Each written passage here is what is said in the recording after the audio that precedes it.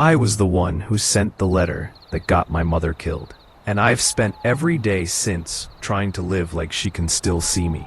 You know, some memories never fade. They just sit quietly in the corners of your mind, waiting for the right moment to come crawling back. Mine's been doing that for 70 years now. I never told anyone, not my wife, not my children, not even the priest who buried them. But lately, when I close my eyes at night, I see her again. My mother, standing by the front door of our small house, smiling at me, holding the letter I wrote. The one that killed her. My name's Thomas Gray. Tommy, back then. 98 years old now. Bones like glass. Hands that shake like leaves in the wind. But my mind remembers everything. Every smell, every sound, every second of that godforsaken war. I fought in World War II. The war that turned boys into ghosts long before they died. Before the war, there was just me and her. My mother, Eleanor Gray. She was the kind of woman who could turn a shack into a home just by being in it. She never raised her voice, not once, even when the world gave her every reason to. We lived in a tiny English village a few miles from the coast, the kind of place where people still waved when they passed each other, even if they didn't know your name. The air always smelled of rain and salt, and the floorboards in our house creaked like they were whispering secrets. My father died when I was 8. A dockyard accident, they said. A snapped chain, a crushed chest, and a widow who refused to cry in public. I don't really remember his face, but I remember how my mother changed afterward. It was like the light inside her went out, but she kept pretending it hadn't. She worked 2 jobs just to keep us fed, sewing for the tailor by day, cleaning the train station by night. And every morning, before she left, she'd put a hand on my head and say, "You're all I've got left, Tommy. Promise me, you'll never do anything foolish." I always laughed. I was a boy. Stupid. Restless. Dreaming of adventure. I'd read the newspapers. See the posters of soldiers standing tall and fearless. And I wanted to be like them. Brave. Respected. Worth remembering. When the war started, the radio stopped playing music. It was all reports. Fear. Tension. Germany invading here. Britain mobilizing there. Men disappearing from the village. Women crying at train stations. I was 17, too young to enlist, but old enough to think I was invincible. So I lied about my age, walked into a recruiting office with my chin up and my heart hammering. The man behind the desk looked at me, saw how badly I wanted it, and didn't ask questions. He stamped my papers, and just like that, I was a soldier. I still remember the night I told my mother. It was raining. That quiet English rain that smells like clean sadness. She was sitting by the fire, knitting, and I stood in front of her, trying to look proud. I said, "I enlisted, Mum. I leave for training in a week." She didn't say a word, just kept knitting, the needles clinking in her hands. After a long moment, she whispered, "You promised me, Tommy." Her voice cracked. I told her I had to do it. For the country, for Dad, for her. But deep down I knew it wasn't true. I did it for me. For the stupid pride that makes boys want to be men before they understand what being a man really costs. That night, I heard her crying in the next room. I almost went in to hold her. Almost. But pride is a cruel thing.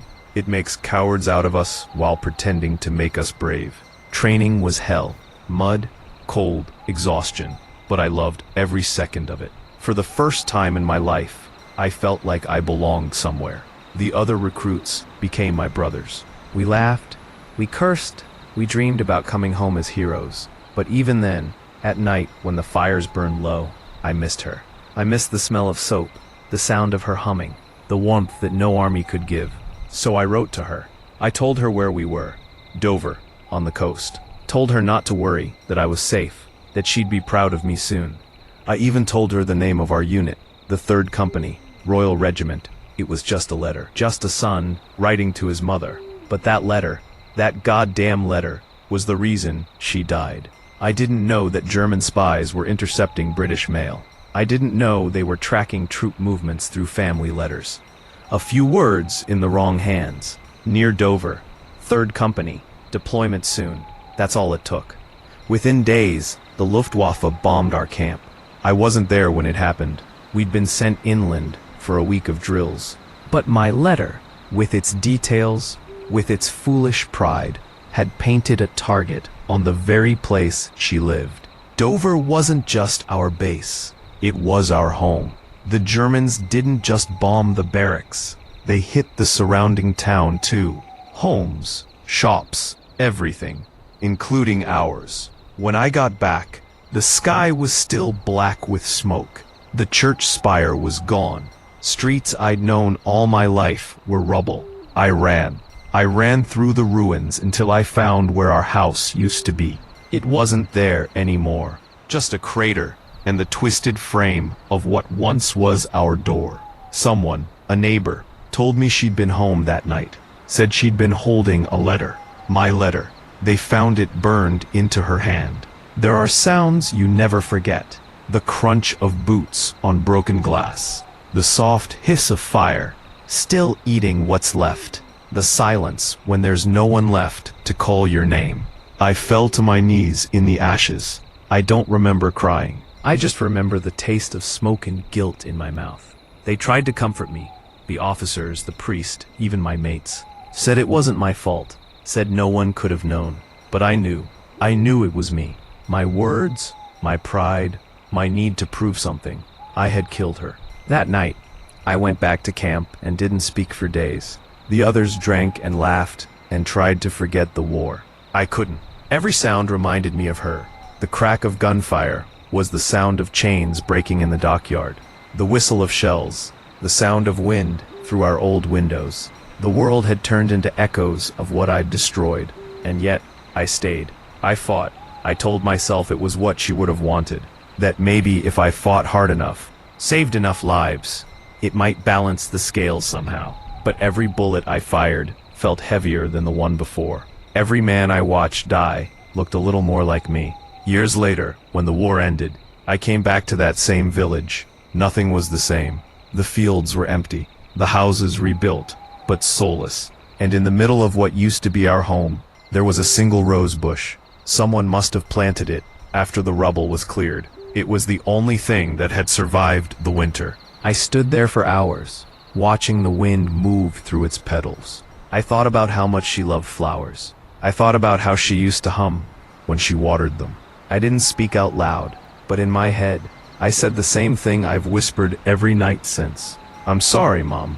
I was supposed to make you proud. They gave me medals, called me a hero, but I knew better. I kept the medals in a drawer, locked away. They were made of metal, and metal has a way of reminding you of blood. Now at 98, I sit by the window of my nursing home, and sometimes, when the wind hits just right, I swear I can smell that old mix of soap and rain again. I tell myself it's her, that maybe she forgave me, maybe she never blamed me at all, but deep down, I know forgiveness is something you have to earn. And I never did. Sometimes, when the nurses think I'm asleep, I hear the rain tapping the window, and for a moment, I'm back there again, young, frightened, wearing a uniform that still smelled of smoke and sea salt. Guilt doesn't fade with age. It only learns new ways to whisper. That night, after I found the ruins of our house, I stopped being a boy. I stopped being anything at all. They shipped us to France 2 weeks later. I didn't pack. I just went. I didn't care where. The ferry crossing was gray and silent, the kind of silence that presses on your chest. Men played cards, smoked, laughed too loudly, but I stared at the horizon. I remember thinking the water looked like metal, heavy and endless. The same color as the medals they would later hand me for killing. When we landed, the world smelled different. Oil, mud, fear, villages, half-burned, children with eyes too old for their faces. Every street was a scar. The first night, we slept in a barn outside a town called Caen. I couldn't sleep. Every creak of wood sounded like a voice. Every gust of wind carried the faint scent of home, and I hated it for reminding me. They paired me with a new recruit named Henry Clark, 18, thin, with freckles that made him look 12. He talked the way I used to, full of hope, full of the future. He told me about his mother, how she wrote him letters every Sunday, how she prayed for him. I listened and said nothing. I didn't tell him that I'd stopped opening mine. War has a way of teaching you the difference between noise and sound. Noise is guns, orders, screams. Sound is the quiet that follows when you realize what you've done. The first time I killed a man, it wasn't in battle. It was at dawn. A German scout sneaking near the trench. I saw his breath in the cold air before I saw his face. I fired before thinking. When he fell, I saw he couldn't have been older than Henry. I waited for pride to come, for that sense of duty they promised us. But all I felt was the weight of my mother's voice saying, "You're all I've got left." Days bled into weeks, mud into blood. We lived like shadows, moving from one ruined village to another. The officers said victory was close, but the ground told a different story. We'd pass fields where helmets poked from the dirt like gravestones. I stopped counting the dead. You can only count so high before the numbers lose meaning. Henry stayed close. He'd talk to me during watch, asking about home. "Did you leave anyone waiting?"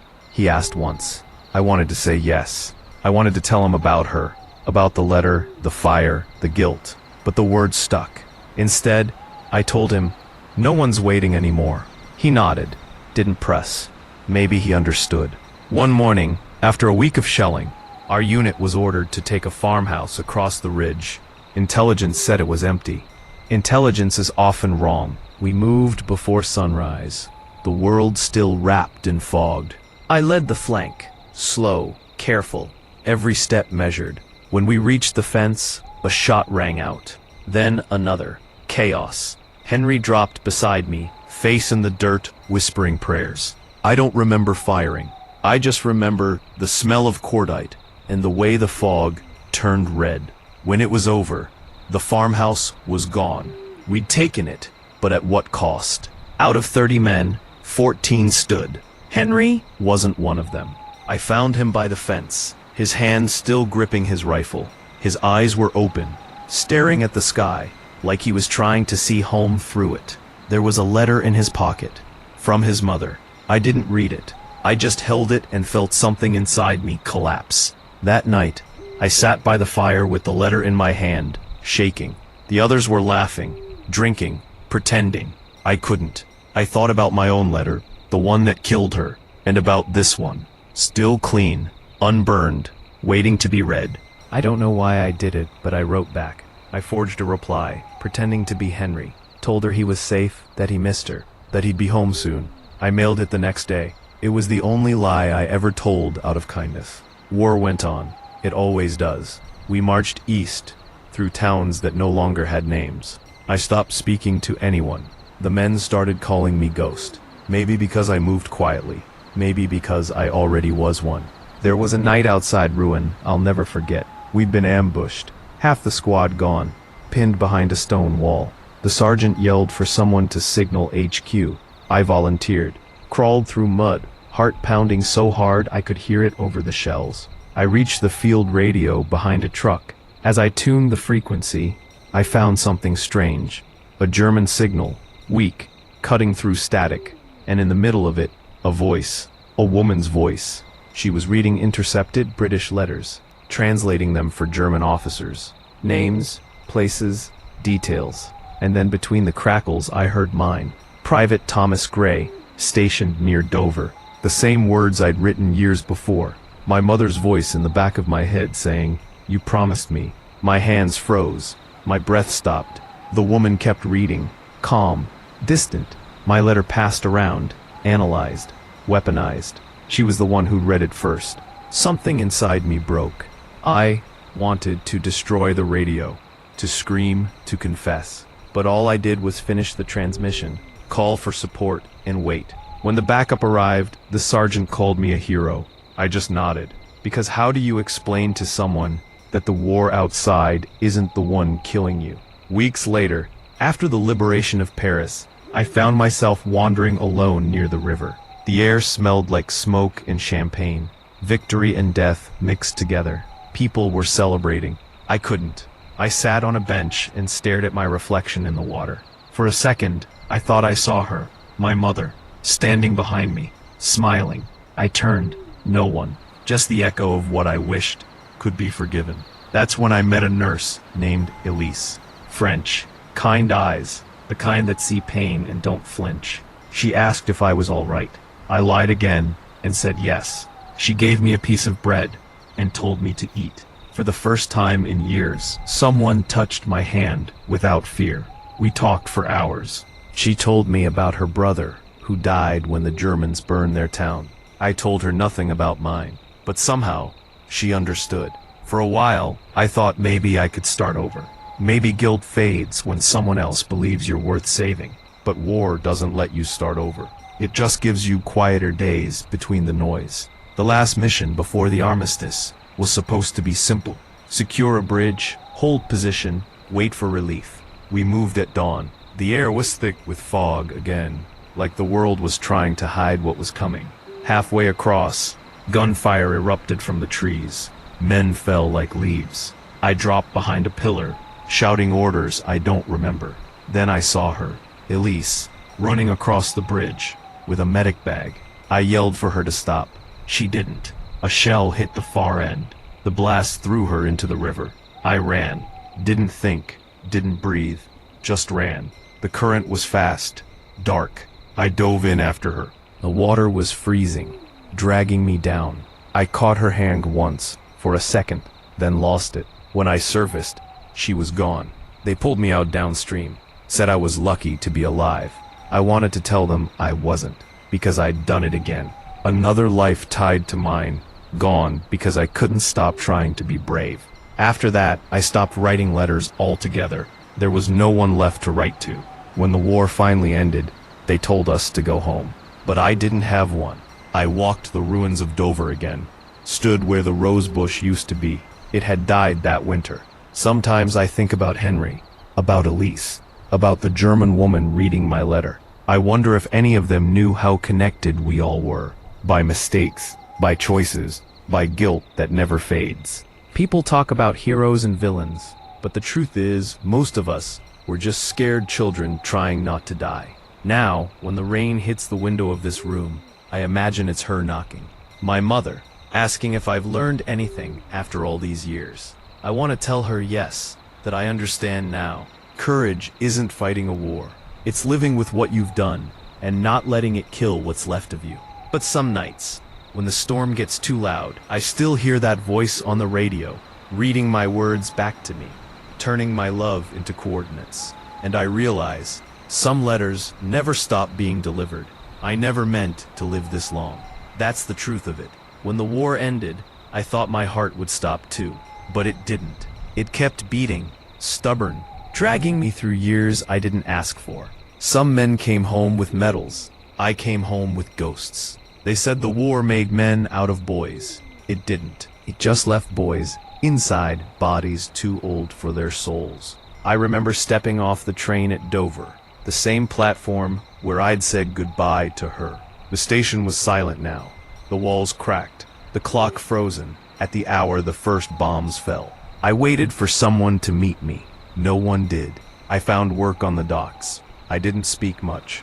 The other men thought I was shy. I wasn't. I was scared of my own voice, scared it might say her name. At night, I'd walk home along the pier and stare at the sea, wondering if the tide could carry memories away. It never did. One evening, as the sun was setting, I found an envelope on my doorstep. No return address. My hands trembled as I opened it. Inside was a single page, yellowed, the handwriting careful and elegant. Dear Mr. Gray, this letter was returned from France after the war. It appears to have been misdelivered. We thought you might want it. I stared at the name on the back. Eleanor Gray, my mother. The letter, the one I had written the night before the bombing.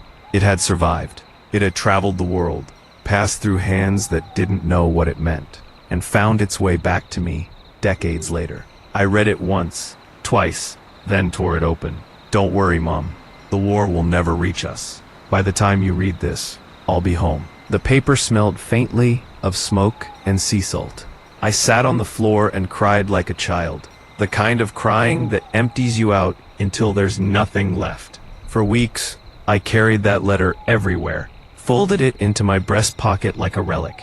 Sometimes I'd take it out and read it again, punishing myself with the hope it once held. It became my confession, my curse. Years passed. The world moved on. New wars began. New flags. New lies. I stayed the same. An old man chasing shadows. Then one winter, I heard a knock at my door. It was late, the wind howling through the street. When I opened it, a young woman stood there, her face pale, her eyes uncertain. "Mr. Gray?" she asked. "Yes." She hesitated, holding a small tin box. "I think this belongs to you." Inside were photographs, soldiers smiling in mud, a French field hospital, and one picture that made my heart stop.